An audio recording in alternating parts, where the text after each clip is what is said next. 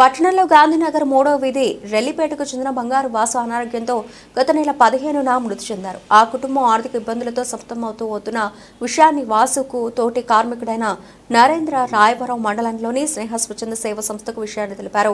స్వచ్ఛంద సంస్థ ప్రతి నెల పేద కుటుంబాలకు సహాయం అందిస్తూ ఉంటుంది. దీనిలో భాగంగా మృతుడు వాసు కుటుంబానికి 2 నెలలకు సరిపడా నిత్యావసర సరుకులు, 2 రైస్ ప్యాకెట్లు, కిరాణా కూరగాయలతో పాటు 6,000 రూపాయల నగదును వాసు భార్య నాగమణికి అందజేశారు. ఈ సందర్భంగా స్నేహ స్వచ్ఛంద సేవ సంస్థ సభ్యురాలు డి ఆదిలక్ష్మి మాట్లాడుతూ ప్రతి నెల తమ సేవా సంస్థ సభ్యులు పేద కుటుంబానికి అందజేసే సహకారంతో భాగంగా బంగారు వాసు కుటుంబానికి తమ వంతు సహకారం అందించామన్నారు.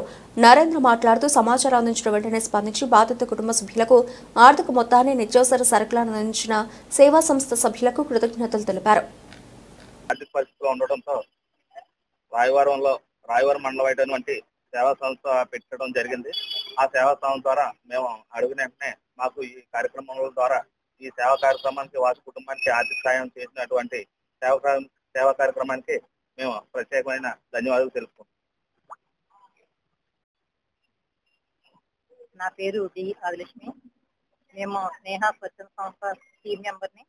ఈరోజు మేము మండపేటలో బంగారు వాసు అనే మున్సిపల్ వర్కర్ చనిపోవడంతో ఆ కార్యక్రమం నిమిత్తం ఇక్కడికి రావడం జరిగింది.